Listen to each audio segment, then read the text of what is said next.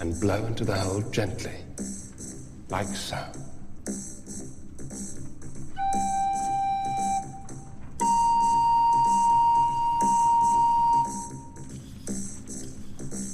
Watch me. I'll do the fingering.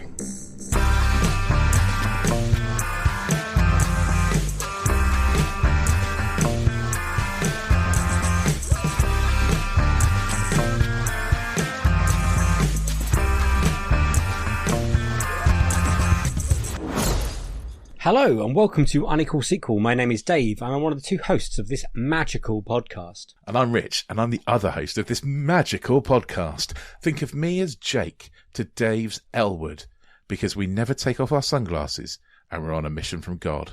The premise of Unequal Sequel is very simple. We ask our guests for their best ever sequel, their worst ever sequel, and finally their dream sequel. And of course, sometimes we go off course a bit and talk about other movies and sometimes life in general. And we by accident do drop some big fat spoilers to films you may have not watched. So if we mention a film you haven't seen and you don't want it ruined, press pause, skip a little bit, go and have a little go in Pokemon Go, have a walk, collect some Charmazards or whatever, and then come back to us. Because on today's episode we are joined by Clarisse Loughrey. Clarisse is one of my absolute favourite film critics. She writes for The Independent, and you can also hear it on BBC Six Music with Edith Bowman.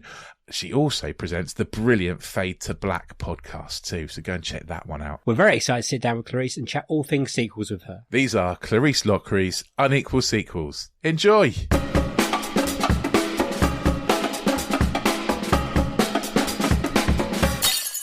Do you remember the first sequel you got excited about? I think that would have been Attack of the Clones, because I loved Phantom Menace. I thought Jar Jar Binks was delightful. Good. I was a child, so I feel like that's my defense. I didn't understand that he was racist at the time. I didn't understand any of that, and I thought he was goofy and funny, and I adored him. And so I remember being very excited going into Attack of the Clones.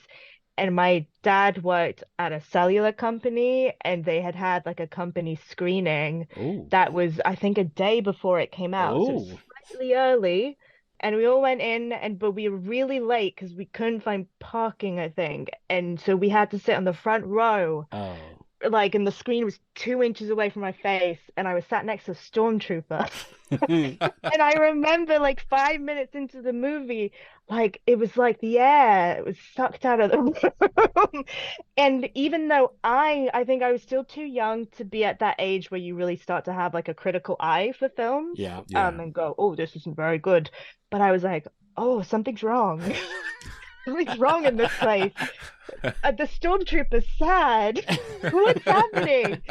So I think that's the first distinct memory I have of any sort of sequel ever, even though I kind of came out, I guess, not liking it. Yeah. It sounds like you did like it. I'm not fully convinced. Was there parts you enjoyed in Attack of the Clones? I had to say, with the whole prequel trilogy, I have a fondness for it, because I think now that I'm older and I go back, I do really appreciate what George Lucas was trying to do, because there's some really interesting, the whole political storyline, all this some sort of subterfuge side of it, the Jedi Order being really imperfect and them being the cause of Darth Vader because they didn't want to help Anakin's mother. Yeah. That's fantastic. That's really smart. But then you just have really dumb scenes.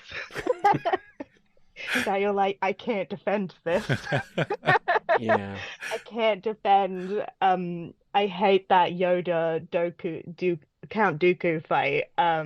Where he's zipping around like a bouncy ball. I know some people like it, but I can't defend it myself. No. I think it's in Attack of the Clones, the second one. I think it's the floaty fruit scene that just sets my skin on edge. There's just a bit where he kind of force floats some fruit, and I'm like, oh god, it's horrible. The whole seduction is creepy. Yeah.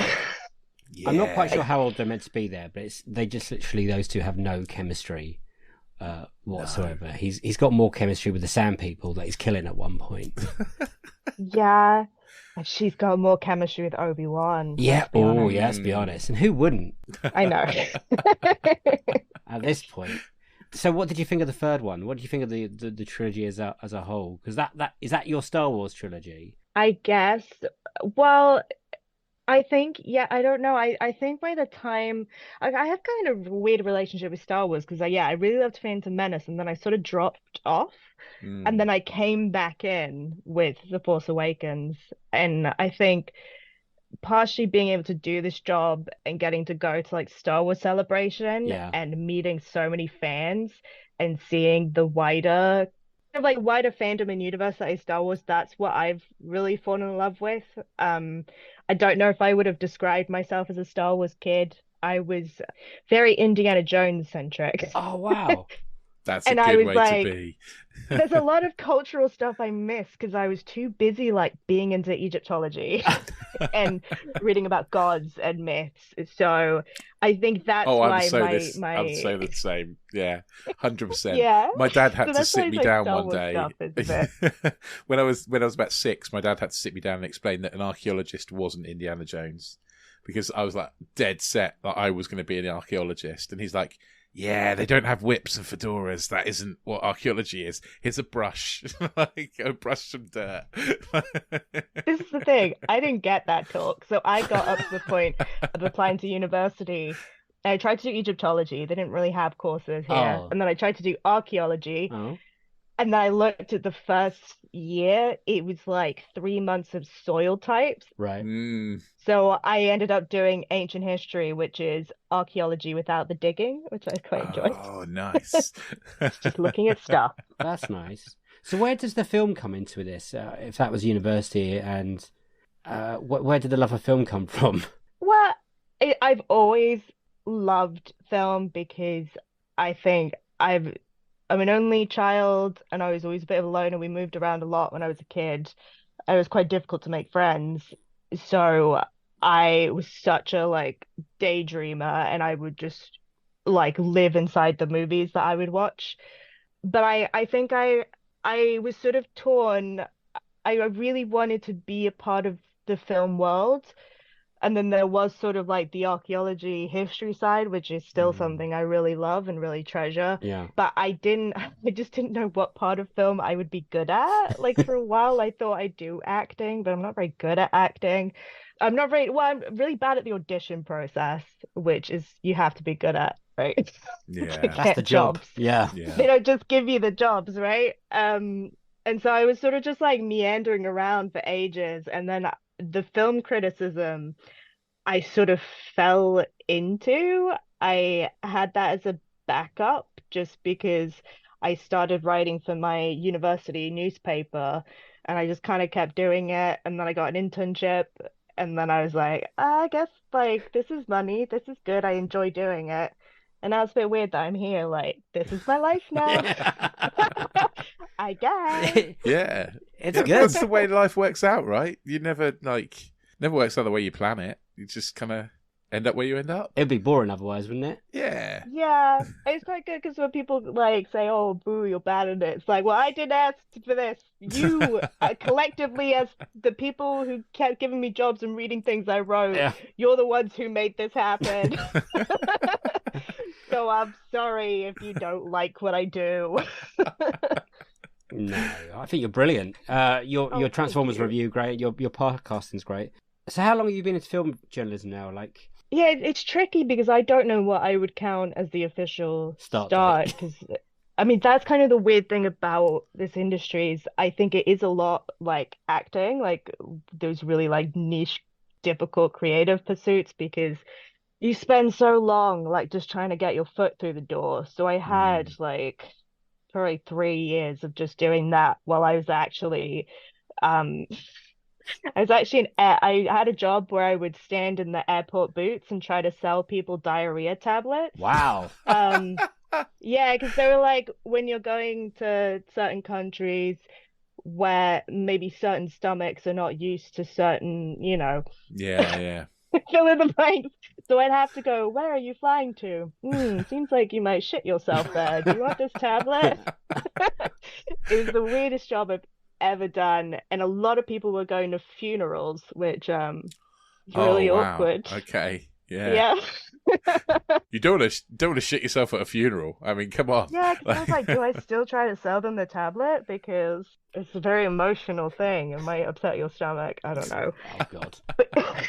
The point of the story is, yeah, it's like I very much meandered my way into this. And in terms of being like a full-time critic, I only really started in 2019 doing it 100% full-time, the review writing. Before that, I was journalism, newsy type stuff, I guess. Yeah. Oh, cool. Well, Oh, I'd rather film criticism than being an actual journalist any day. yeah. You know? It has perks, right? It looks like it has perks. Some people are great at it. I wasn't, because like you have to be very efficient and very fast. And I was like, la di da di da, emotions, which they don't like in the journalism side. Oh, that's where I think I went wrong. Oh. Oh. Damn it. No, where you're going wrong, Dave, is the getting all flappy when you meet famous people side. It's only happened a few times. Oh, that's hard. Like you, I wanted to be in the film world, and then I found out I wasn't brilliant at a lot. And I worked in like post-production for a while, and I still kind of do, but not cool. really. And I met lots of famous people, and I couldn't keep my shit together. I got better. Who have I embarrassed myself in front of? David Tennant. I've embarrassed myself. Oh, There's a list, man. You've got a list of people you've There's embarrassed lists. yourself in front cool, of. There's though. lists even before that. I did security once at a studio where they were filming CD UK when I was very young, and I made myself a bit of a tit in front of Rachel Stevens. G Unit. I made myself a bit of a wally in front of them. You very nearly walked straight into Salma Hayek when we were at a screening. Things happen around me. But yeah. Was that the Hitman's Bodyguard? Yeah. I was there, and I was walking from the bathroom. I was like, "Why is Salma Hayek lining That's up the exactly what popcorn?" I was surprised. She's Does right she not there. have somebody to get it for her? Very humble queen. We love her. I mean, Dave literally missed her by an inch, but he very nearly Oh my backed straight into her. Oh, yeah, it's quite embarrassing. But it's not the first. Statham I've walked directly into Oh my in Soho. gosh. I mean, and he didn't move an inch. Did you like break several bones? Because I imagine he is steel, He is steel body. and he's still taller than me. And he just looked down at me and went, "All right," and I went, "Yeah, you're brilliant." Let's get on to the questions before I embarrass myself anymore. What is your best sequel ever? So, I struggle with these questions because it Hmm. changes so much, Amen. and also because I don't want to like steal good answers from other people. So I think in truth it would be Return of the King, because I had a gigantic Lord of the Rings phase, and I turned up to that screening in elf ears. Just how serious I was about it. Nice. And I think that movie, there is such a beauty to it, and I feel so lucky to have been like the right age when those films are coming out, because I remember watching the Oscars that year, you know, when Return of the King swept. And I was so emotional because I felt like I'd been on that journey, not only with like Frodo and Sam and all the Fellowship, but with like Peter Jackson and the entire Yeah. crew. Like it was such a beautiful thing to experience, and I think no, I wouldn't have had any of those emotions without just the care and the craft and the skill put into that entire trilogy. And I think Return of the King is my favorite just because it's like that's when everything comes together, and it's such an emotional release. And the ending, it just makes me sob so much when he goes, "For Frodo, that's it. I'm done. I'm out." I'm crying all over the shop. I like when that's you said great. ended and you picked the Yeah, which first. ended? Which yeah. ended? I was, That is true. There are multiple ones. but like you know, that was the only Oscars I've ever stayed up and watched because Oh. I'm such a Lord of the Rings man as well, and a Peter Jackson fan. Like you, I was like, it's got to be this year. They've been like nominated or whatever. Where are these people's Oscars? It's such like beautiful film, like the costumes, the makeup, the special effects, the Gollum stuff, and then eventually it all happened on that one night, and it was incredible. So you're big fans of the other ones? Are you fans of the books beforehand? Yeah, I read the entire trilogy after Fellowship. So Fellowship of the Ring was my first contact to the movie. And Okay. I went and I read the entire trilogy. I read The Hobbit. I tried to read the appendices. Oh. I got about 25% of the way through and I was Oh. like, no, this is just like reading the Bible. I can't do it. Because I also that's good tried to going. read the Bible once back to from cover to end cover, and I was like, why are we doing this? This is very difficult to read. I did the same thing with This is not Trainspotting, so it's fine. okay. So they're all together in their own collection Yeah. of like these are not narratives. These are just books. Yeah. They're of their own category. Yeah, and I love the books as well, but I think like my heart is mostly with the films just because of I guess the time period, the era. Yeah. Yeah, you Yeah. love those movies, don't you, Dave? I adore them. I think the second one's still the best one. And that is literally down to Helm's Deep and Helm's Deep only. Like that just blew me away on film. I couldn't believe what I was watching. I hadn't seen anything like it. And I watched it twice in like 10 hours or whatever it was. I watched the 12 o'clock showing and then I got up and did the first 10 o'clock showing as well. And then I think I saw it a couple of days. And there are the films that I've seen the most in the cinema. Like Fellowship I watched about 3-4 times. Two Towers 4 or 5 times, and I think Return of the King about that time as well. Hey, I embarrassed myself in a screening of Return of the King once because went for a few drinks before with my friends, and we were in the aisle that's right near the cinema screen, and I was in the middle, and I needed a wee for like the third time, and then my friends wouldn't let me out anymore, so I tried to climb over the back, and I just fell over, and everyone gave me a round of applause. And it wasn't even like it wasn't like a battle scene. It was like a whisper. It was like a really sensitive one of those moments. I never came back to that seat. I just sat at the end and left it. It was quite embarrassing. So you weren't a fan until you watched the first film. So what made you go to the books? Because you're also a big book fan because of your other podcasts, right? Yeah, that's a good question. I think I always have that reaction with films. If I really love the film, I did that with Dune as well. So Okay. I saw quite an this is a bit of a ooh, look at me. I saw quite an early screening of Dune. So it was like not out in the world yet. Brilliant. And I was like, oh my God, this movie is gonna be I like walked out that screening like I couldn't speak. I was so blown away. Wow. And I just had this feeling like, oh, this is gonna be everything when this movie comes out. I have to read this book. Like I have to be completely like up on the knowledge. Yeah. I need to know my like gom jabars.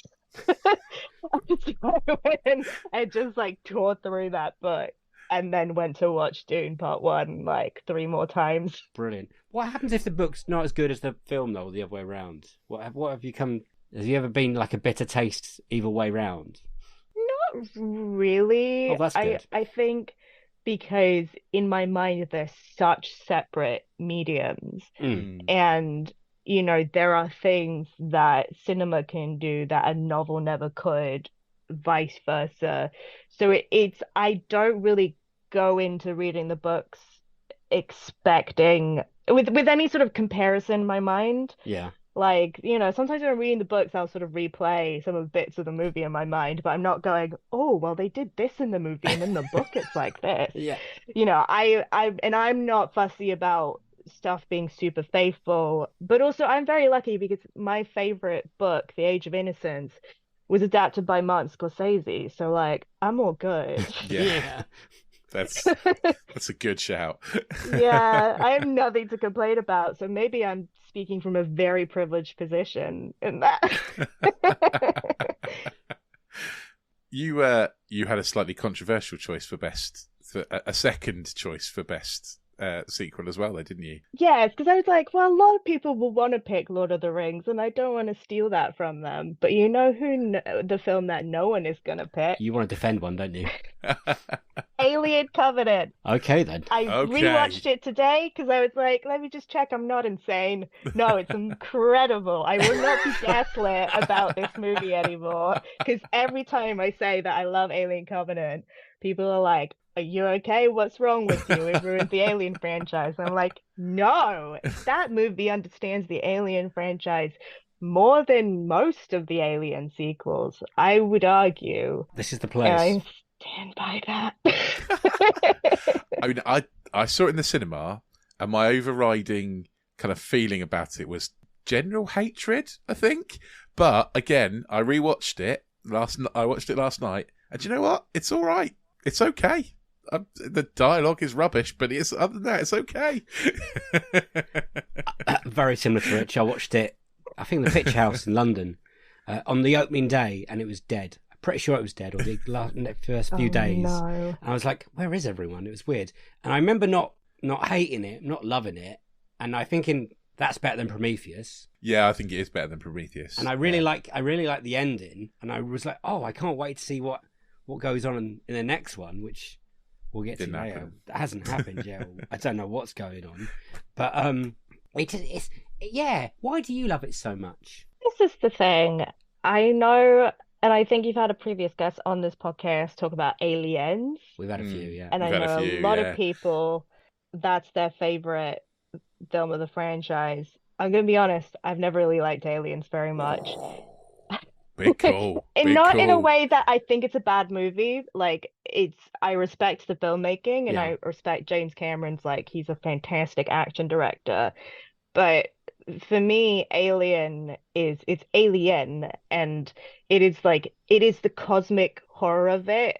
That first movie to me is so fantastic because it's this feeling of, like, what would we do as humans if we were faced with the absolutely unimaginable? And that's what's so frightening about the xenomorph. And I feel like by the time you get to Aliens, they've got guns and they just shoot them, and you're like, oh, kind of the allure of the alien has been sort of like brushed off, and now it's like, oh, it's just like a thing now. But in the first movie, it's the horror of, like, what is this? What does it want? Why does it look like a penis? Like, there's so much like psychosexual, like, really, like, it's the H.R. Geiger. There's like a bit of Lovecraftian stuff to it. And I feel like Alien Covenant, out of, I don't want to be thought, it's like maybe all of the sequels is the movie that picks up that idea the best. And it's that sequence, there's like a 20-minute sequence where they first, like, meet it's not the xenomorph, it's like the neomorph, the little baby xenomorph. The albino one. And the little tiny, it's quite cute. It's like, and that sequence I think is ingenious because everyone is so like, what is this? That they act like absolute idiots. And I've had a lot of conversations with people of going, that's so stupid. Why are they so stupid? And I feel like, okay, but do you remember that viral video of, I think they were Irish and they had a bat in their kitchen?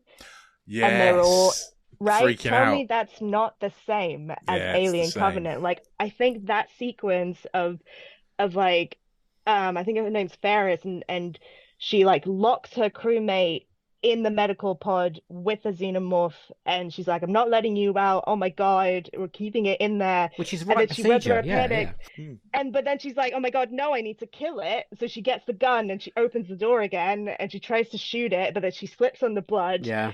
And then she tries to crawl out, close the door again, realizes that's a terrible idea, smashes her foot, and then it gets out of the medical bay and it's chasing her around and she's trying to shoot it and explodes the entire ship. I'm like, it's funny. I think Ridley Scott intends it to be funny, but I think that's one of the most human things I've ever seen in one of these like sci-fi monster movies. Like, I that's my issue with Aliens, is that because they're meant to be Marines and they're really well trained and they know how to handle this stuff. It's like, that's not as interesting to me as, oh my God, what is that? Bang, bang, bang, bang, shoot it, run. It's like, I've played a lot of like multiplayer like shooting games, and I see how people panic, right? You're just shooting wildly into the air because you see something, you're like, I don't know what to do. So I have full confidence that if I were in the Alien universe, I would be like her and I would die horribly because of my own stupidity. I own that Alien Isolation game, whatever it's called, and I can't get through the first 15 minutes because I'm just like what you just said. I'm just a rabbit in headlights, and it kills me every time. And I'm just shooting at the ceiling most of the time in the dark, and it's terrifying. Yeah, I tried that game and I got up to I could deal with the androids, and I got up to the first time the xenomorph pops through the ceiling grate. I went to hide underneath a desk Yeah. and it saw me and I quit and I never went back. So I was like, nope, if it can see me under the desk, I can't do this. It's a great game. It's very scary. It is great. Were you satisfied with the idea of how the birth of the alien? They said, the David, that he's the creator of these I was about to say animals, but aliens. Is that satisfying for you? Yes, yeah. I love the whole David storyline because kind of linking back to what I said before, so much of Alien to me is about like hubris because the first movie, it's this corporation and they send out these workers and they don't care about the workers. They have no support for them, and then the workers die and you're like, Wayland, you tiny. And I feel like having David to be like mankind's creation because they thought they could be God. And then David turns around and goes, well, I'm going to be God now. Like, if you think you can be God, why can't I be God? And then he creates this horrific alien that is capable of basically wiping out humanity if it wanted to.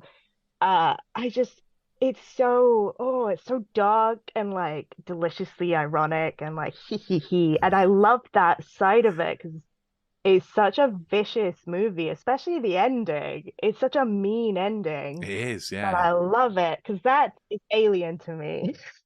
Yeah, how do you think that goes? Not good.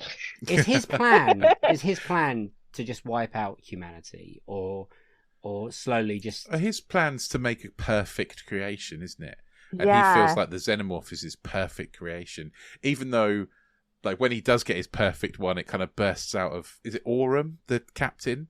Yeah. And I almost, like, thought it was going to do a little tap dance when it came out, like this little tiny baby xenomorph. Because it's reaching out and Yeah, it's like this. Papa! Ah, Papa! Yeah, that's a bit It's weird. going to do a, hello, my baby, hello, my honey. Spaceballs, yeah. But yeah, I think you're right. I think it's so much better than I thought it would be, than I remember it being.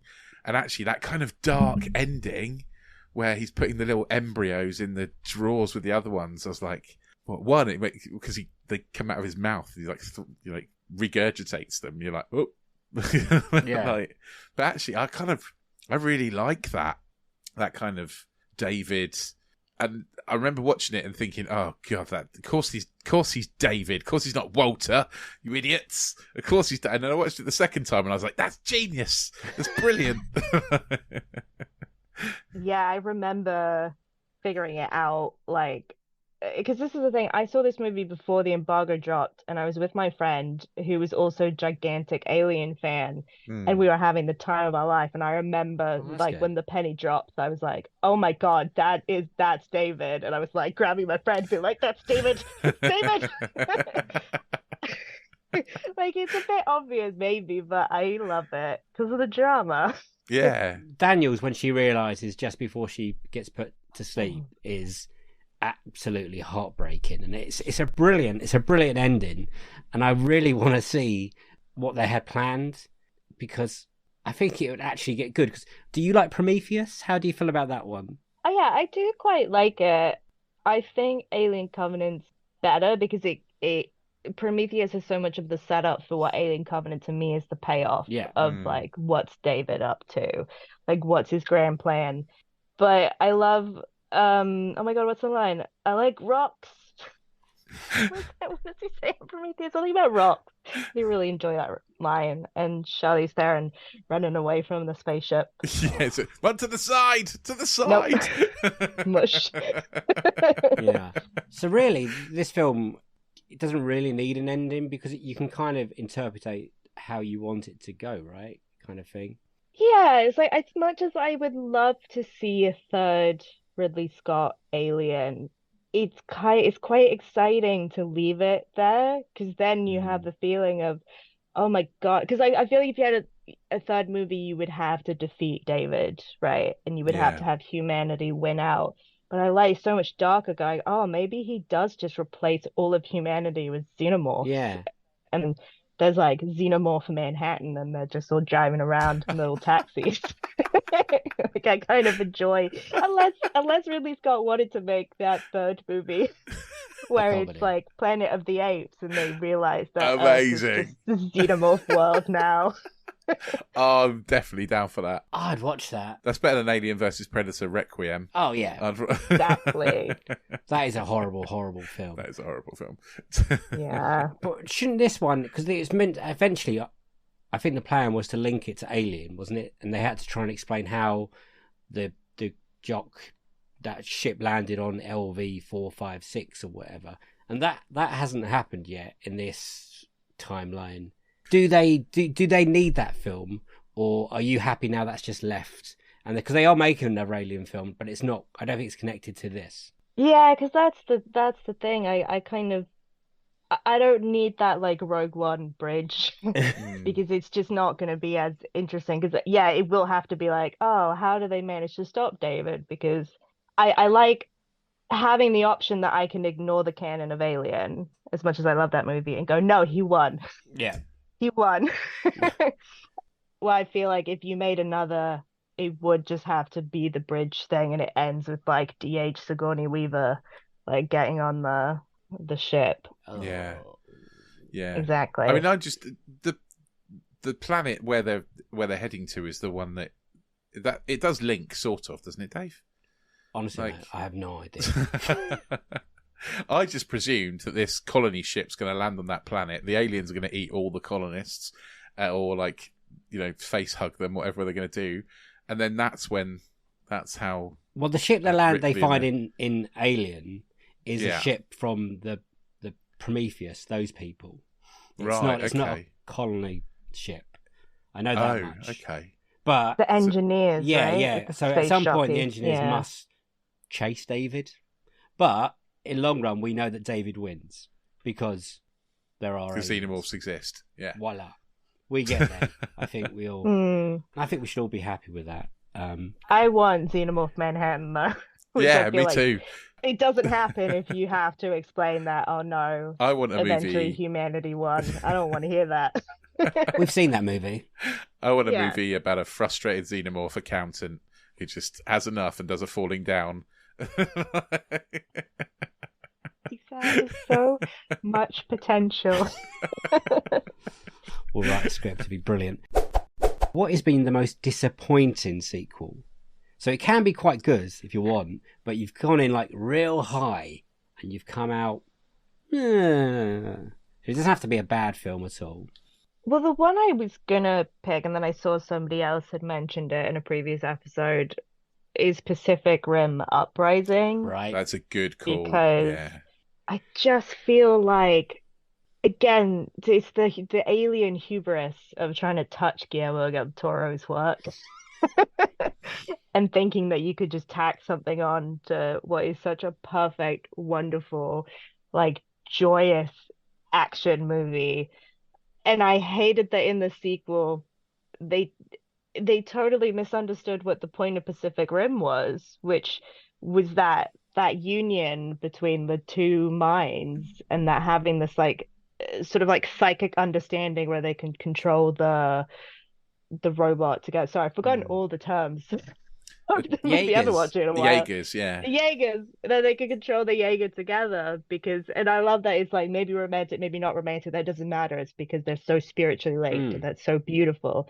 And then in the sequel, they're just like, yeah, anybody can just hop into a Jaeger with anybody. Doesn't matter. Yeah. Whatever. Yeah. Oh my God, just make a different movie. Don't call it Pacific Rim. Just call it Big Robot Go Punchy Punch. Yeah. You know? Yeah, but that's all the Transformers movies. Yeah. True. A lot of movies could be called Big Robot Goes Punchy Punch. Yeah. I think Pacific Rim Uprising is so bad, it makes the first one bad. And I don't think Pacific Rim's a bad film. I think it's basically the premise is really fucking good in Pacific Rim, and by now we should have like 4 or 5 of these movies, that world, and they cocked it up so much with Scott Eastwood. I don't even think John Boyega is bad in that film. I think he's a It tries. No, He he's tries great. really hard. It's everything around them, and even the robots look rubbish, and it's all filmed in the light. It's just, oh yeah, it is massively disappointing, that film, because the scope of the first one was so big, and then you watch the second one and everything feels so small again, and the robots aren't scary, and you haven't got the Idris Elba, this is the end of the apocalypse speech, or whatever it is. It's like you said the other day when we were talking about something, Dave. There's not the kind of the yes moment. There's no kind of like in the first Pacific Rim. There's lots of like, you know, rising, stirring moments where you go, yeah, come on. And in the second one, it's just like, yeah, things happened. It's very hard following Del Toro, isn't it? Like, you wouldn't want that. You wouldn't want that job. Who was it? Stephen S. DeKnight.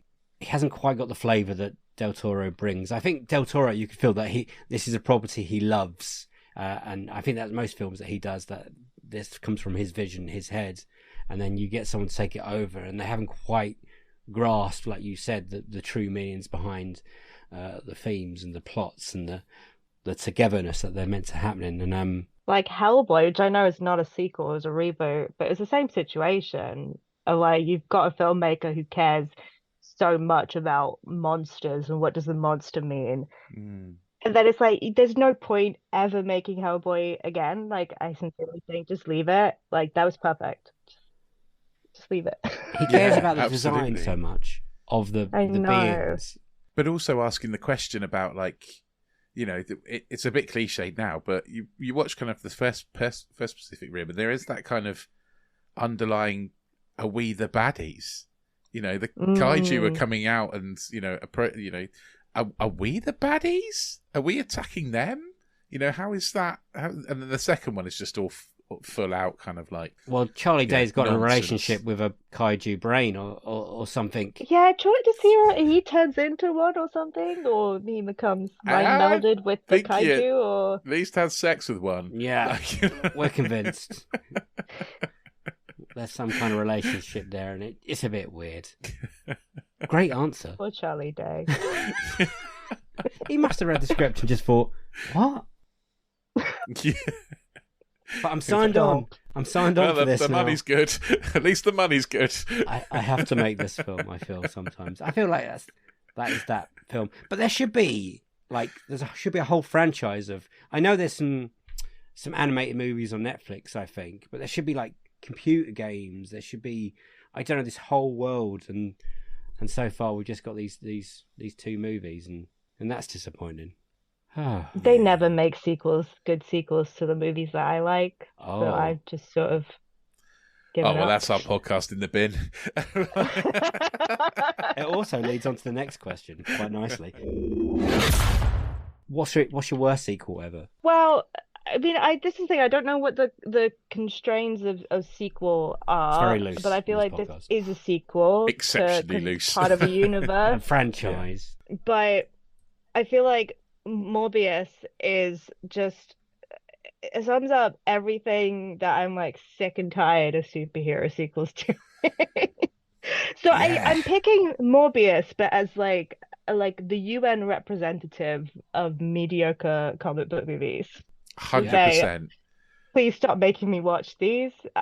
My brain, I can't take it anymore. I can't. There's so many of them, and they keep coming. I'm begging them to stop.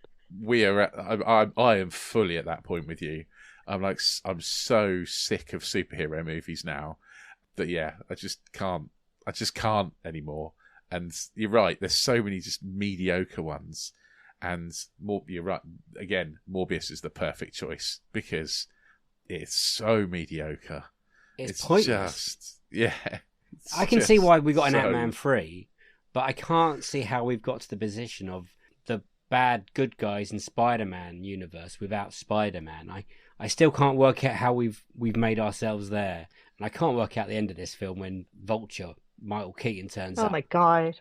And because he tried so hard. The other Michael, Jared Leto, Jesus Christ, to be a good guy for this film, and then at the end he's going to be a bad guy with Vulture. Anyway, let's get to that maybe later. Your job you have to cover these films. How do you go in with such like a neutral like feeling towards it? I think I've stopped watching trailers for the most part, That's a good unless idea. it's like Doom Part 2 and I gotta know. Yeah. I gotta see him go, may they knife, chip, and shatter. I just Yeah. had to be there.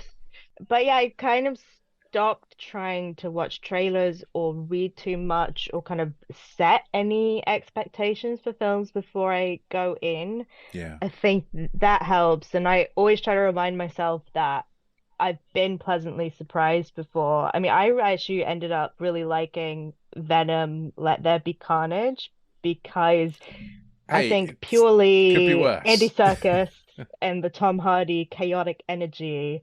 And I love that whole scene where he's at the club and it's like a coming out scene for Venom. And I was like, this is so cute. I love it. So Yeah. I try to like go in hoping maybe this is a Venom too, you know? Yeah. I do exactly the same thing. I got a bit of shade for like Let There Be Carnage because I don't hate that movie. I think it's all right. But yeah, I think I do exactly the same. I don't watch the trailers. I just actively avoid them. It makes his job hard. Yeah. Yeah, it does. And we go and watch all these kind of superhero sequel things because we have to. And yeah, and Dave often asks, "Oh, are you looking forward to the next one?" I'm like, "No, of course I'm not. I'm only watching them because you're making me." I did watch enough of the Kraven the Hunter trailer to see that Russell Crowe is doing an accent, so Oh, that's actually God. enough to get me in the room. I've got one thing to like. That's sometimes I Yeah. feel like with these movies, you just need like one thing Right. to hold on to. I mean, Aaron Taylor-Johnson, he's quite a good actor as well, though, right? So that's... He's great. Terrible choices Mm. in movies. I really didn't like Bullet Train. I'm sorry to say. I know some people really Okay. liked it. I quite enjoyed it. Well, I I thought it was did. fun. Yeah. I thought it was fun. But yeah, I can see why you didn't like it. I can see why it's not the most likable movie. No, Right. absolutely. But yeah, I think I was really into Spider-Man when I was a kid, and Kraven the Hunter was my favourite baddie. And I feel a little bit like Alan Partridge watching the trailer a little bit. I was like, stop getting Kraven wrong! You might be best to answer this, Rich. Why are they making the bad guys good guys then? I They're trying to make don't films know, out. Dave. It's all weird. And is it meant to be leading to like a Sinister Six movie? Is this where we're trying to get to? Yeah, I think so. Surely. Can we? Yeah, I mean, I don't know. I don't have the answers for that, but there's a lot of weirdness going on, and I'm really worried about Kraven. I think it's going to be another average movie that I don't want to talk about. I don't think it can be as bad as Morbius, because there's so many choices in Morbius that they made that I don't understand. When you came out that screening, the first one you came out, you meant to review it, how did you feel? Was it as bad as you thought I know we're trying to say you're trying to keep it with a neutral mind, but was it, how bad was it? Well, I went to the UK premiere of Morbius, and I feel really bad for Sony putting on this premiere and putting so much work into it. And then this is the thing, 'cause obviously a lot of influencers attend. They all left. So the cinema was like half empty. And I felt terrible because I feel like I don't care. I've never walked out of a movie ever in my life because I will sit through it because I feel like that's the least that these movies deserve. Like that's just little, because every movie is made obviously by these huge crews, Yeah. and even Morbius, so many people put hours of work into it. I feel like it's totally fine for me to hate the movie, but I should at least respect it enough to watch it, all of it. No one plans to make a bad movie. We try and say that. Yeah. Yeah, so I kind of came out of it feeling a bit sad because I was like, oh man. I feel a bit bad for Sony because they have Spider-Man and it must have been so exciting to have Spider-Man, and then the MCU comes along, Disney like puts a fat wad of cash down on the desk and they're like, oh, I guess you can have Spider-Man, but now they're like, oh, but now we don't have any superheroes. What do we do? And so I feel like Sony are trying their best. And obviously they made Spider-Verse and that's fantastic. Yeah, It is, yeah. best superhero movie But ever. I feel like they're really trying to just keep chugging along with these spider adjacent Yeah. So yeah, I just kind of like I didn't feel like teehee, oh my God, it was so bad. I was like, oh God, feel a bit. But was there a moment in the film when you thought that's bad, or was it when Jared Leto's on screen? It was, wait, there were a few moments. Because Matt Smith, I think, knows what kind of film he's in. He's having the best time as Matt Smith. True, although I hate that dancing scene. Something about it, it's not Matt Smith's fault. He's a great actor. Something about it viscerally upsets me. There we go. Yeah. It's something about like, isn't this cool and so wacky? And I'm like, it's not wacky at all. He's just not wearing a shirt. Well, he worked out to get in that position, so he had to show off at some point. All respect to him, no shade to Matt Smith, but it makes my skin crawl just to watch it, and I don't know why. Oh, I can see that. But I think this is part of the problem that I would much rather watch, and I'm always a lot kinder to action movies, specifically comic book movies that are trying to have fun versus comic book movies that think they're really cool. Mm. And I have to say, I know the Christopher Nolan Batman trilogy, incredibly respected, and I do have a lot of respect for it, but I think it kind of broke this genre because do you remember all the movies we had before? Like, they were bad, but they were so fun. Like Daredevil. Yeah, fun, bad movie, fun to watch. The Fantastic Four movies, not good, fun to watch. Even the X-Men trilogy, like, quite silly, but so enjoyable. Yeah. Mm. And I feel like now bad comic book movies are still, they think that the only way to get an audience on their side is to try and like strive for this respectful status of like art. And all comic book movies are art. The Fantastic Four movies, the 2005 one, it's still art, but it's also entertainment. Yeah. And it's trying to like give audiences a good time and to actually create joy and to have a movie that kids can watch and feel joy about. I just feel like no kid is watching Morbius going, No. I love that vampire man. He's the coolest. Can I have an action figure of him? Surely that can't be happening. No. Who's You're it aimed absolutely at? right. Yeah. Yeah. Whereas I don't know. Venom that you mentioned, my son absolutely loves Venom. He thinks Venom is brilliant and hilarious, and he's far too young to have watched it, but he begged me to watch the Venom movie, and he absolutely loves it. But He's you're right. so silly. Put him in Yeah, front of he's Morbius, just and a he'd be silly like, character. yeah, you know what you are. You're right. Just know what movie you're in. Know what this is. Tom Hardy's having a great time in Venom. Like, he goes like to 11 quite often. Yeah. Whereas Jared Leto genuinely thinks he is a vampire, right? He's living that life. I think everyone thinks Tyrese thinks he's in a different movie as well. I don't get the whole when he's flying around. Is he losing some of himself? Like, is he turned dusty when he flies around? Do you know the effect I'm talking about?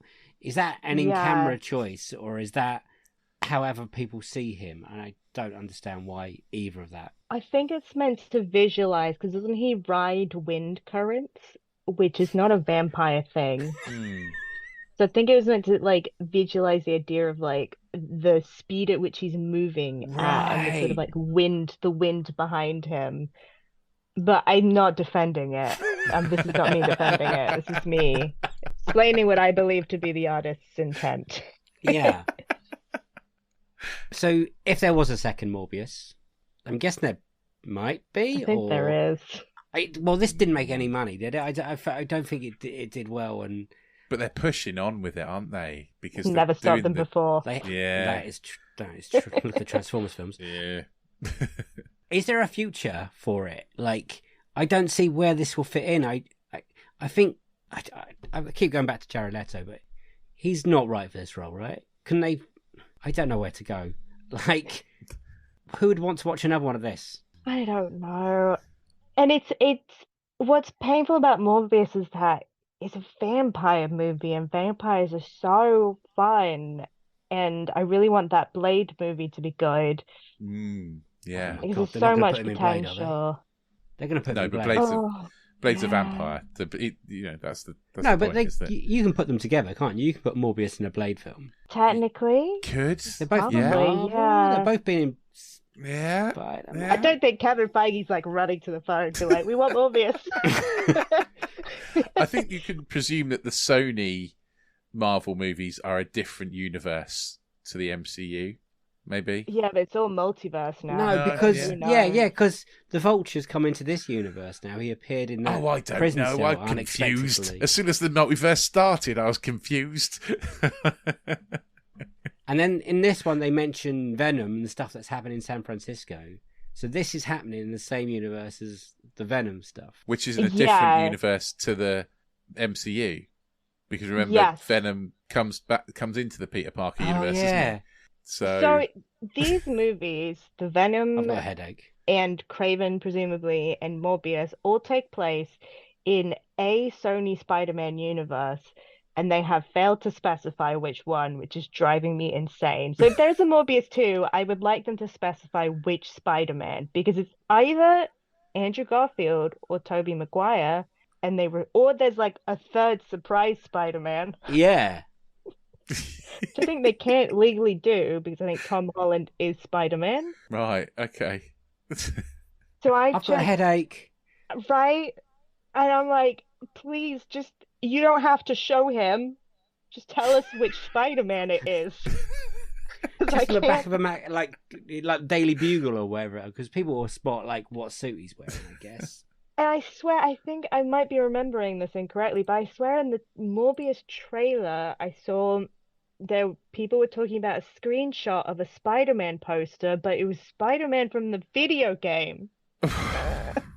Just making it worse. Because like you can't just keep throwing like just a crumb of context. I am begging. Just please. Because especially Madam Web, that's as Spider That's coming, adjacent as right? you can That's get. a film. Yeah, with That's Dakota happening. Johnson. She has to talk to Spider-Man at some point, surely. Hmm. They're not going to be like, there's two Spider people in this universe, but they're totally unrelated. Yeah, because can't she see like everything? Isn't that her? Rich, this is where you come into. Yeah, I don't don't know this, I'm sorry. I don't know. You're meant to be the Spider-Man guy. No, I don't know. Sorry. But yeah. It could be Miles Morales, guys. Yeah, well, they're making a Miles Morales movie now, Sony. Oh, are they? Okay. Are Yeah, Oh, is it Amy maybe. Pascal, the Sony head, was like, yeah, Yeah. we're doing live action. Ah, okay. But how do you top Spider-Verse? You can't top the Spider-Verse. You like just into make- Spider-Verse, across the Spider-Verse? They're next level. You just make a It's embarrassing to put mediocre these together. Spider-Man movie. And everyone gets really disappointed. Oh, no. Can we just make all superhero movies animated now, please? Can they just all be Spider-Verse? And then we'll be It'd be done the with best way. How many times have you sat down and watched Morbius? Is it one of those films you thought, is it as bad as I remember? Or have you made someone else watch it and go, strap in? I watched it that one time at the premiere, and I watched it like 3 hours ago, and that's it. Thank you for watching. We appreciate Because I that. did feel like I should revisit it just to Yeah. be Make sure. I'm definitely sure. I'm definitely 100% sure. The only thing that changed is I was like, oh my god, that's Bix from Andor. It is. Yeah, It's it Bix is. from Andor. I forgot about her at the ending. Her eyes Yeah. opening. She's also a vampire now, but Yeah, then, she is, yeah. know what that has to do with anything. Nothing. Dave sent me a message saying, "Oh, I'm watching Morbius," and I'm like, "I cannot watch that again." I'm not like so. I've seen it the once at the cinema, Fair. and that's I can't do it again. I'm sorry. I watched your other two picks. I can't watch Morbius again. So we all agree we don't want any more Morbius, right? Yeah. No, thank you. Brilliant. I would like different vampires. I'd like, yeah. Yeah. I'd like Morbius to be a bad guy. Yeah, That's maybe how I like a my new That's how I like my Morbius. Spider-Man villains. Yeah, because I'm reading the Moon Knight comics at the moment, and he's hanging out with vampires, and it's very entertaining. They're going to nightclubs and stuff. I feel like that should have been Morbius. Just Yeah, goes to a nightclub. absolutely. Yeah. Goes to a That'd be nightclub and better. drinks some blood and hangs Yeah. out. It's like Blade 2. Yes. Oh my god, yeah, with the blood showers. I'm just hoping that Blade is good. You know, let's cross our fingers for that one. We haven't had a good Marvel film in a while, guys. So, just saying. Is there a sequel that you didn't like the original, to the first one, but maybe you liked the second or the third or the fourth or the fifth or the eighth? Oh, that's a good So it question. brought you back round. Yeah, we call this the Fast and Furious question because 5 is the one that everyone comes back. Yeah. Although I quite enjoyed the first one Me too. and again, I watched it when it came out. Yeah. It's Not Point to Break with Alex cars. What's not brain. to like? Yeah. Yeah, I like that there was a pink car. I was very invested in that sort of stuff at that age. We can talk about franchise films as well as you want, if you like Bonds, DC stuff, not the Marvels, Well, I could tell you because people always get shocked when I say this. This is why we're here. The We're first service. Marvel movie I ever watched, period, was Guardians of the Galaxy. Because I was so disinterested in the Marvel Universe until I saw a raccoon with a gun on the poster.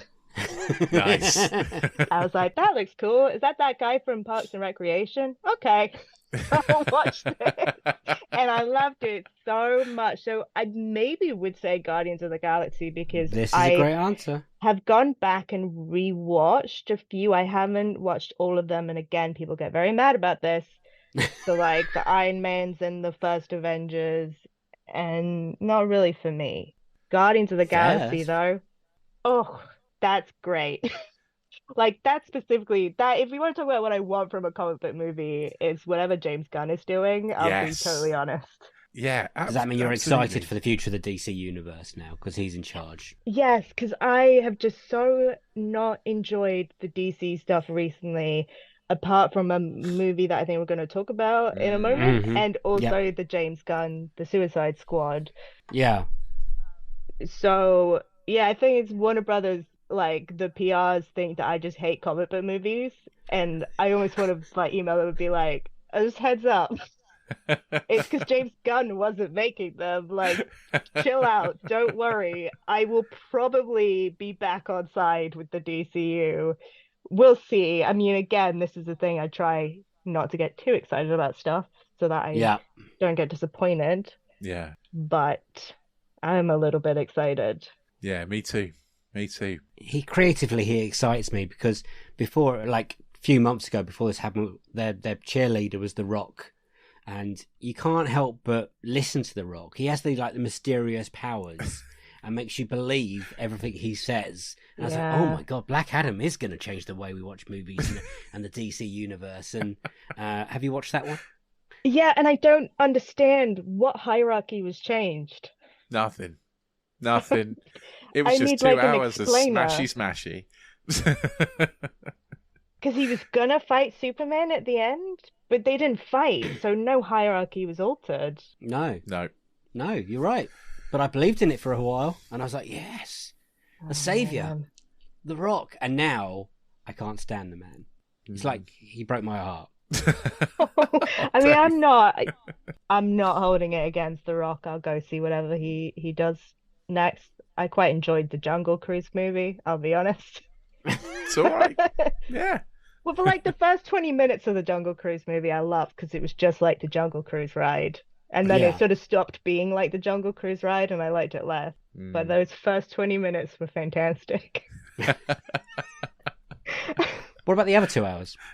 Because it is a long film. Yeah, then I was like, remember half an hour ago when he was joking about the backside of water? Those were such beautiful golden days. Yeah. Brilliant. What do you think of the Guardians trilogy as a whole, though? Because you've hit Marvel tentpole movies, I guess, and then you've missed the ones you could ignore. So what do you think of the Guardians trilogy? Are you happy how that ended? Oh, the third one? Yeah. I think is my favorite Marvel movie. I was blown away by it. I loved it. I thought it was gorgeous. I think it's like getting to this point with these characters where there's been so much investment into who these people are, the sort of backgrounds that they come from, and the traumas that they are trying to overcome. and the way that that bonds them together as a family unit. And this is the thing, because I think with a lot of the Avengers, they have traumas, but they just kind of deal with them separately in their own movies. They don't feel like a unit, they feel like co-workers, and I feel quite cold towards them. But the Guardians are like, that's mom and that's dad and that's baby Groot, Yeah, I Yeah. do. Like Yeah. they are 100% a family, and the ending of that movie, I guess I don't want to spoil it in case because it's not been out It's- I'll be that all long. right.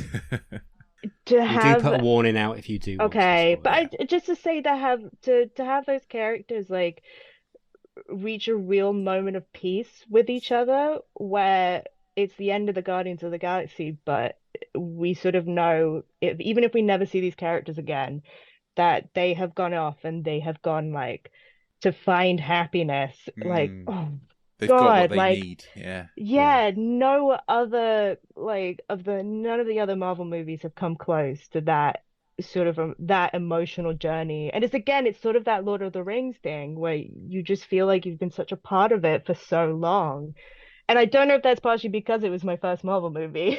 It was like my first entry into what is this gigantic world. But God, no, I love those characters with all of my heart. I relate to them so much. And that ending, oh, was perfect. Would you watch another one without get James Gunn and some of those characters? How do you feel about the future of the Guardians of the Galaxy? I can see on your face it's mixed. Yeah, I don't know without James Gunn because it's interesting, like going to then see how he writes the Suicide Squad, and it's such a similar, I mean, very different characters, a different sense of humor, obviously because it's way darker and more Yeah. violent, but it's that same sort of idea of here are these really traumatized people. He does trauma so well. I just can't, like he's so good at writing about trauma. Like here are these really traumatized people, and by the end of the movie, they are a solidified family unit, and like you just know they're going to work through the trauma together. And I have not seen any evidence of anyone else who's been writing the Guardians in a way that understands that. Like Yeah. after watching Guardians 3, I went back and I rewatched Infinity War and Endgame because I had only seen those once. Because I was like, oh, maybe I'm misremembering how the Guardians were in that movie. They're very different in those It's so movies. different. It's completely different. And they're so mean to each other. And it's like, this is not the loving family that I invested in. Yeah. They're just like, oh, and here are the outer space losers. Let's call Star-Lord fat. Ha ha ha ha ha ha ha. I'm not down with so like I'm very nervous when that Star-Lord will return thing part. Sorry, Yeah. spoiler. Yeah.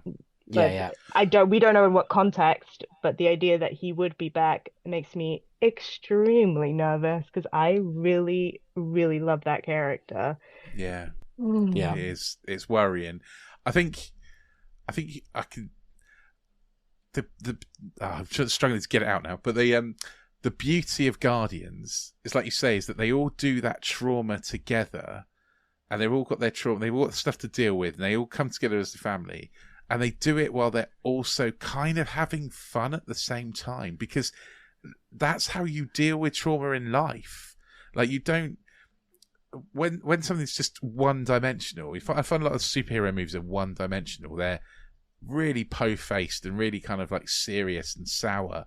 But actually, if you have a group of people that like each other and are going through something, you laugh and joke about it. You have fun. You poke fun at each other. You do that. It doesn't matter if you're going through the most serious thing in the world. You will still make jokes with each other. And that's the beauty of Guardians and Suicide Squad and the other movie we're going to talk about in a minute. And that's why they're all good superhero movies, is because it's real. Life is not a comedy. Life is not a drama. Life is lots of things mixed together all at once at the same time. And that's kind of what these movies, really kind of With pull good music. off. Yeah, with great music. Yeah. Oh, you're so right. The whole joking about trauma thing. Because I make very dark jokes and I accidentally scare people. So I'm like, did you just, it's like when you accidentally overshare by making a joke and everyone's like, Yep. huh? Yeah. That's why I love watching the Guardians movies. I'm like, I know I would be accepted among them. Like Me this, I too. watch those movies, and you know when it's like I couldn't be in the Avengers, I couldn't be in the Justice League.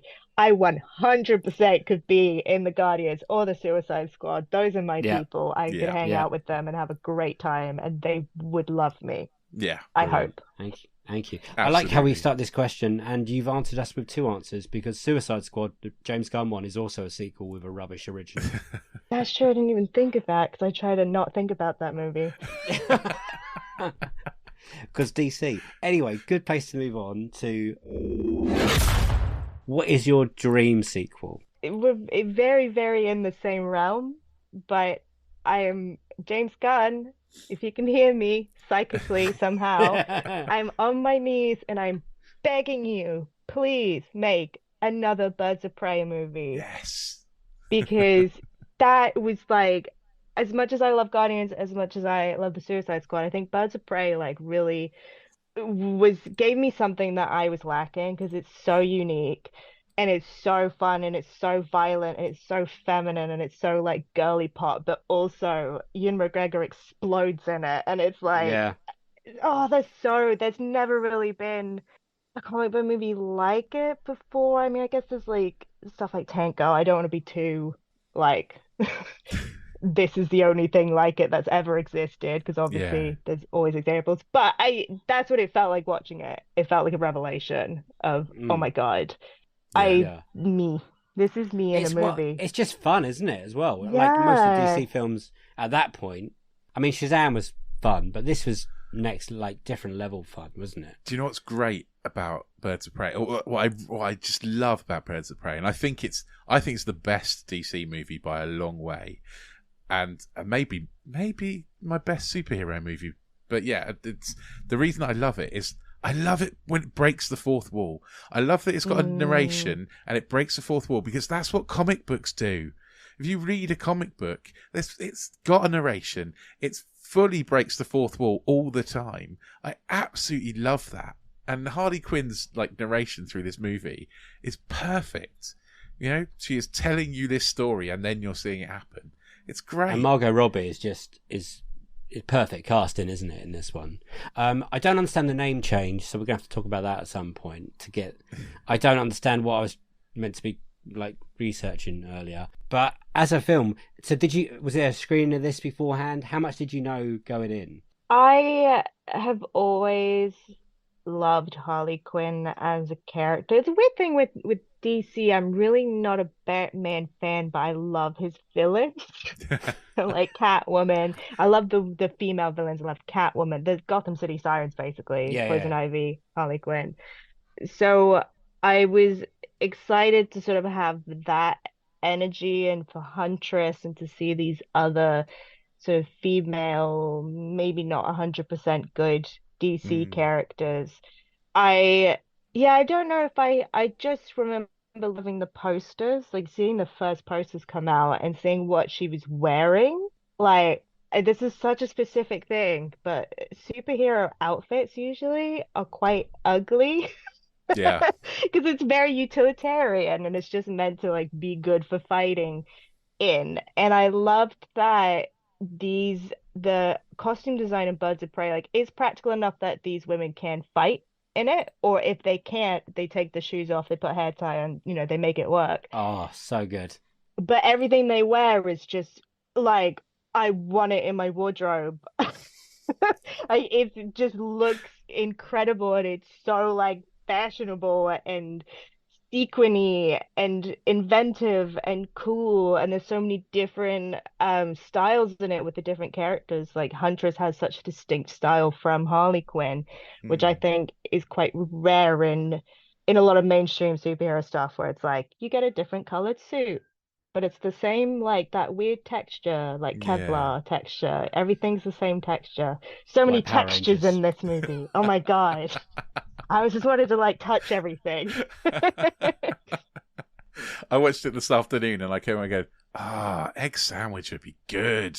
Like, I remember the egg That sandwich. egg sandwich looks incredible. It's the cheese that gets me every time. Oh, Yeah.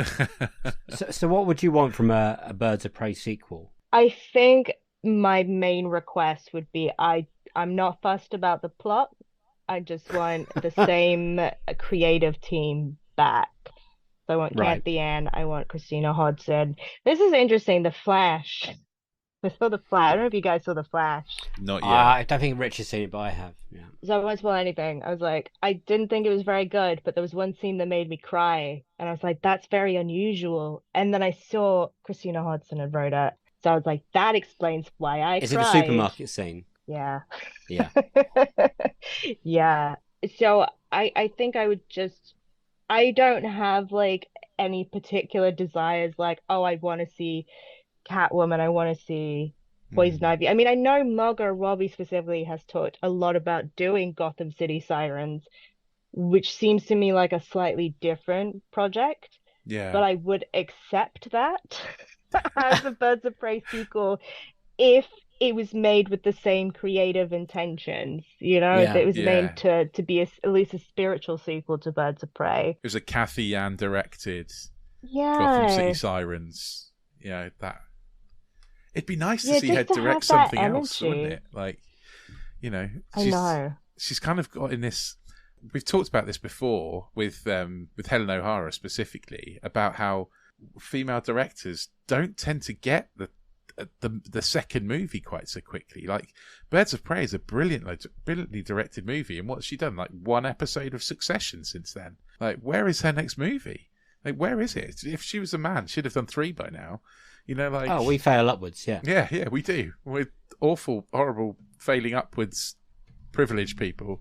Where is her movie? Well, you can tell that Men Are the Worst when this came out, and then so much of the noise about it was like, oh, it's all just women fighting kind of thing. It's just great. It's brilliant. Like, that, give me that, more the of fight this. scene at the end is properly fun. Like, it's Oh my brilliant when they're all God. with the big hammers in the circus, and they're all just beating the shit out of The scene before that, where like Harley Quinn breaks the guy's knees with the baseball bat, is both the most cringy and funny thing I think I've seen in ages. Like, it's amazing. It's so well done. The scene in the police office is the only word I can think of at the moment.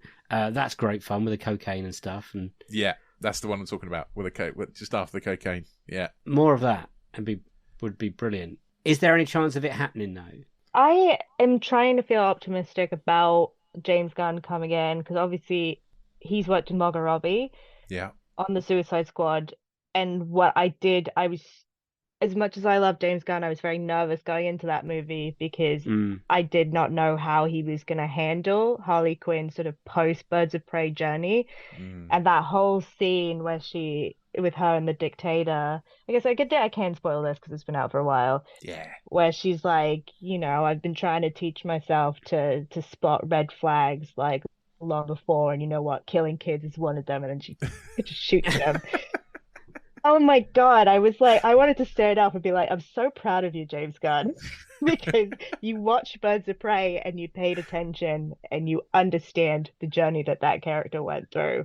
That, she has emancipated herself, as the title suggests. But, she's still, that takes a long time and she's still not 100% of the way there. So she's still learning and growing. And so that's my very long-winded way of saying that I think I'm hopeful that he has enough affection for the character and he has enough of a friendship with Margot Robbie that he's going to listen to her pleas because she's so enthusiastic about it. Yeah. Because it's such a good character for her, and I think she's as good in that role as a lot of the men have been as Joker. If it better, she's perfect. Yeah, I don't want to go too far just in case people got mad. Allow me. She's great. And I feel like she really should be due some respect and some praise for how she's handled that character. So I am kind of optimistic that even if we don't get something called Birds of Prey 2, Harley Quinn's story is going to continue in a way that I will still feel satisfied by. That's what's important, is that me specifically, am happy. Okay, devil's advocate, they recast Margot Robbie and they ignore everything that's happened after, and they redo her story and redo Birds of Prey. Would you be there for that? I would be a little bit heartbroken, but I think if they handled it well, I'd be open to it. My only reservation with it is that like I kind of don't know how you do it better in terms of the Harley Quinn from at least like the newer comics, like this most recent sort of iteration of her, which I know there's been a bit of a cross-pollination with the movies, Hmm. but they feel so in sync now. Also with the animated series, I feel like all of those Harley Quinns now, like that's her as a character.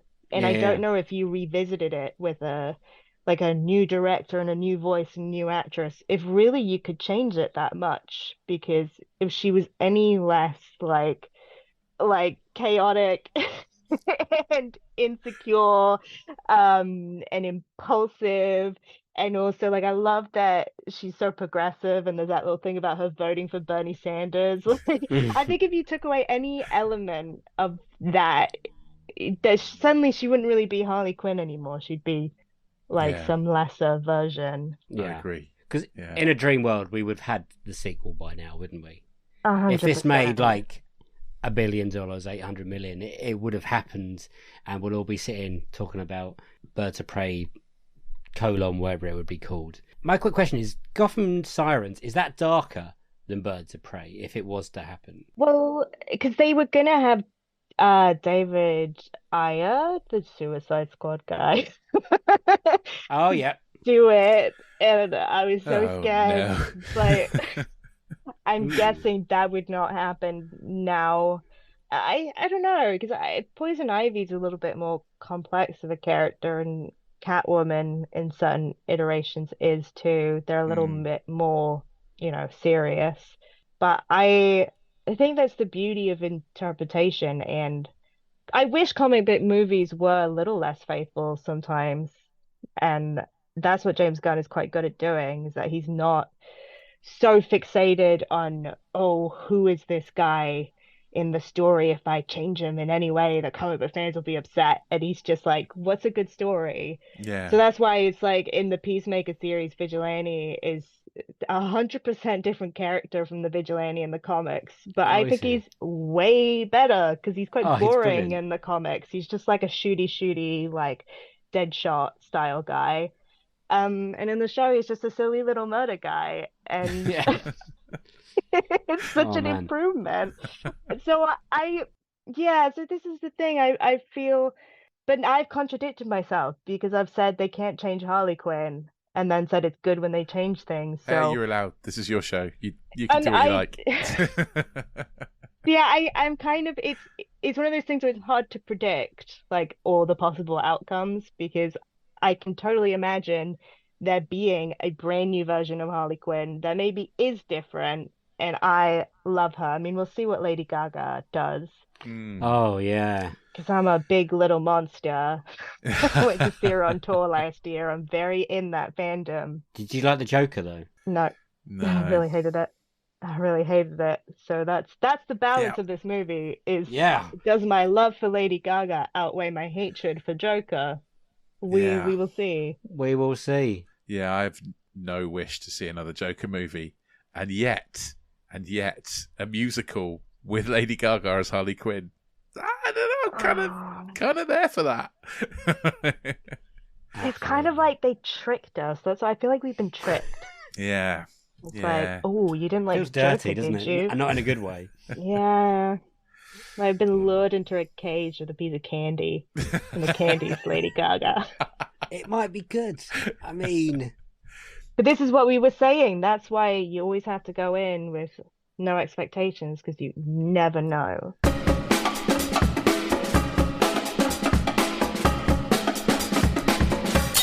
Those were Clarisse Loughrey's Unequal Sequels. Possibly my favourite episode. it was a lot of fun, wasn't it? I really like Clarisse. I think she's amazing. That chat was just so good. So Yes, it really was. And almost the like, you know, you get a perfect hat trick playing football. Yeah. Left foot, right foot, and header. I think her picks are like the perfect hat trick. Controversial best pick, absolute dog shit, but worst pick, and truly perfect dream sequel. good. Yes. I mean, You know? Alien Covenant for your best. And she came on and she Yes. wanted to defend it. Yeah, and she did. She did. I truly hated it when I saw it in the cinema, and actually watched it back again. And it wasn't as bad. Not as bad. And we didn't even get to mention the scene about when Michael Fassbender is fingering the other Michael Fassbender's holes with his clarinet playing. Recorder? I think he's made a recorder. No, we did not. We kept it classy, Dave, until now. That quote was missing. Let me finger your holes, or whatever it says. Anyway, Morbius is the worst. It is still bad. There's no coming back from it. Hate it. Yeah, don't really like Jared Leto in anything, I don't think.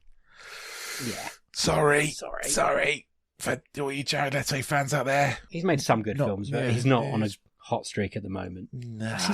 He's a bit annoying in real life, I feel. Yeah, maybe. Yeah, he would drive me I don't really know, but I don't like his performances in anything. We don't know him personally, but... No. But you know who is in a bit of a hot streak at the moment? Go on. Margot Robbie. Lovely. And yeah, Birds of Prey, brilliant choice. I think it's my favourite DC movie. It's definitely up there. Yes. I mean, but how many good DC movies are there, Rich? Well, yeah, true. But you really love it. Between this and I do really love it. And it's between Birds of Prey and The Suicide Squad, the James Gunn one, I think, for me. What I've really liked, and both have Harley Quinn in, both have got Margot Robbie in, so maybe that's it. I really like a movie with a voiceover. You do? I'm just a fan of a movie with a voiceover. And a bit of fourth wall breakage. Yeah, I love fourth wall breakage. I like fourth wall breakage as well. I'm a big fan of that. People say it's lazy, but I disagree. Nah, I disagree. I love it. It drags me into the film. Love it. Yeah, me too. We loved recording that episode. I can't tell you how long it went on for. Go check out. I know Rich is about to tell you about Another Slice, but the Another Slice sequels chat for subscribers is a good one, and it's a long one. Yeah. You'll almost get as much again. Yeah, it's crazy. on the Another Slice sequel. You should go check out Clarisse's writing for The Independent and her podcasts. Fade to Black is a great podcast. Go check it is that absolutely out. She's brilliant and wonderful to talk to. Yeah. Absolutely amazing. While you're over there checking out the Fade to Black podcast, if you wouldn't mind clicking the little subscribe button on our podcast, and then we'll drop into your pod player of choice every single week. We're nearly halfway through season 5. Oh God! And the word on the street is it's the best season yet. It is. And so if that sets your subscribey senses tingling, then make sure you give us a little rating at the same time. Hit the 5 stars. Tap us out a little review on Apple Podcasts. That would be lovely. And if you really, really love us, as Dave mentioned, you can get yourself over to anotherslice.com/unequal sequel. And for $2.99 a month, you get a sequel to all of our interview episodes. And the sequels to the interview episodes of this season are epic. Yeah, great. You'll also get access to loads of extra bonus content like Box Set Mentality and Disenfranchised and all that kind of stuff. Good stuff too. So make sure you get over there and check that out. If you want to check it out before you pay, then there are some nice little sample episodes over there for you. So our Flash review, for example, is over there and you can listen to it absolutely free just to see what sort of good stuff you're going to be getting on Another Slice. If you really love us, but you may $2.99, maybe a month is not for you, then just get on social media and tell your friends. And whilst you're on there, just say hello to us. We are at Unequal Sequel on Twitter and Instagram. Or you can even send us an email, unequalsequel@hotmail.com. So smooth. It's like jazz every week. You're just like off the fly doing it. When you say it's like jazz, does that mean made up and not very rhythmical? Yes, but some people love jazz. A lot of people love jazz. True. I hate jazz. Fully improvised. Yes, but it always works and it's always brilliant. And you get the information across, which is the main objective of your piece. My favourite bit of that, of what you just said then, was it's just like jazz and I hate jazz. Yeah, but lots of people like jazz. I hate jazz. True. I'm just making it very clear to everyone. You hate my work, it's fine. No, I respect you as a podcaster and a person, but not as a jazz player. Oh, no. That's a good point. Thank you everyone for listening. Yes, go check out Another Slice and all our back catalogues. If this is your first time listening, thank you for listening. If it's your second time listening, thank you for listening. And if you've been listening constantly, you are brilliant and thank you for listening. I've got nothing else to say, so it's going to be a quick, smooth like bay from me, and a big old fat bye from him. Bye! See you next week, the sequel to this one. Have a great week, and thank you for listening. Bye-bye. It was reasonably smooth. Yeah. But we got there in the end. Do you think Clarisse is now our best friend? I hope so. Yeah. Because, She's our new best friend. that would be really cool, right?